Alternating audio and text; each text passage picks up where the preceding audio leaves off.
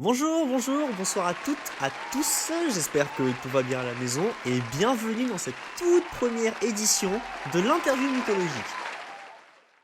Le concept de l'émission est assez simple, comme son nom l'indique, nous allons interviewer des figures mythologiques majeures ou secondaires afin d'en apprendre un petit peu plus avec vous, le public.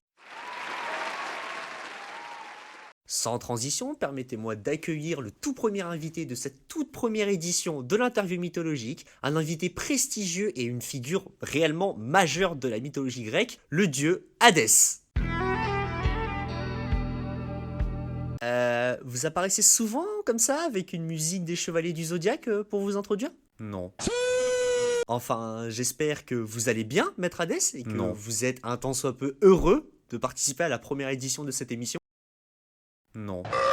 Si, vous allez bien, vous êtes très heureux d'être là. Très content, très content, ça me saoule. Commençons par le commencement, je vous prie, je voudrais connaître les origines d'Hadès, l'enfance d'Hadès. Qu'est-ce qui a mené à Hadès, le grand dieu des enfers que l'on connaît à l'heure actuelle? J'ai été dévoré par mon père quand j'étais gamin, mon frère m'a libéré, mon père m'a recraché, j'ai fait la guerre contre lui avec mes frères et on l'a enfermé dans le Tartare. Camoulox. Bravo, bien joué Gilles.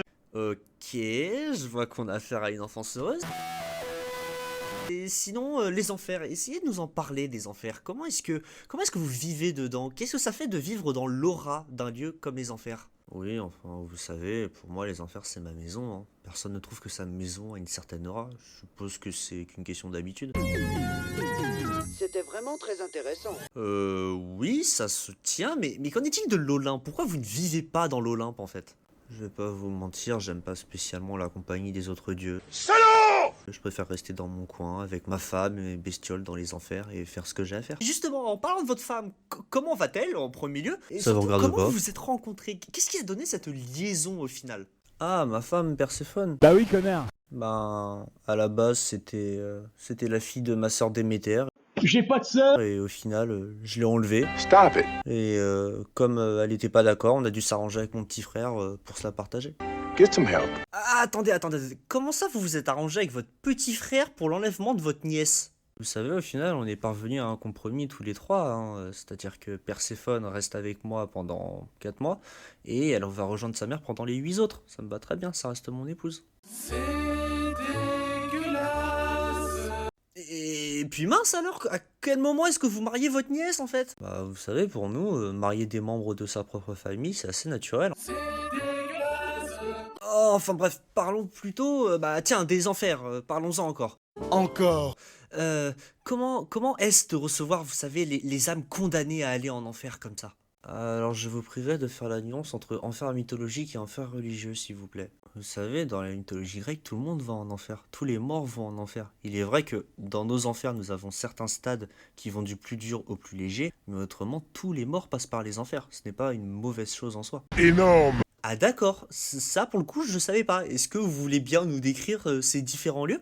Eh bien, en premier lieu, nous avons les Champs-Élysées, qui est l'endroit où ma femme et moi nous trouvons. C'est un lieu rempli de végétation. C'est également le lieu où toutes les âmes vertueuses reposent. Ensuite, nous avons les prés de l'Asphodèle. Disons que c'est un lieu assez neutre. C'est là où les gens qui n'ont fait ni le bien ni le mal reposent. C'est sans substance, disons. Ensuite, nous avons les champs du châtiment. Comme son nom l'indique, c'est l'endroit où les âmes non vertueuses sont châtiées. D'accord, donc en gros, si j'ai bien compris, c'est un peu le début de la fin, quoi.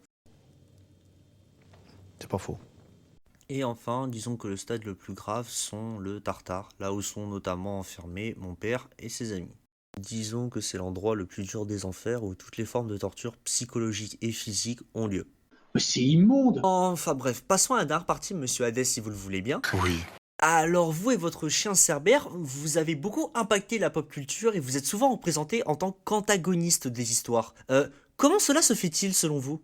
Enfin, je veux dire, dans Sensei et Hercule, par exemple, vous êtes le méchant. Qu'est-ce que ça fait? Peut-être que vous avez vraiment mauvais fond, je ne sais pas. Mais je sais pas.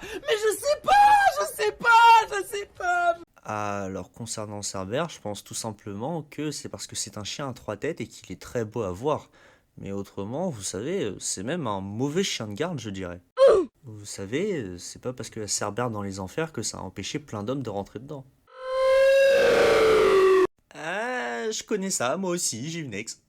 Puis en soi, vous savez, c'est surtout parce que je régis les enfers que j'ai une mauvaise image comme ça, je pense. Regardez, si on se fie au script de la vidéo, vous pouvez voir que je suis assez discret dans la mythologie. J'ai pas énormément d'histoire à moi, je préfère tout simplement rester dans mon coin.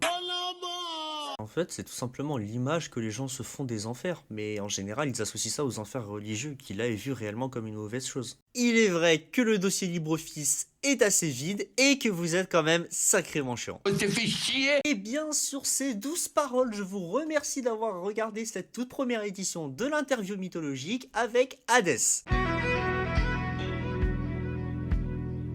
Mais bon, pour une première émission, je pense que c'était une interview d'enfer. C'est de la merde. Et pour finir, jingle.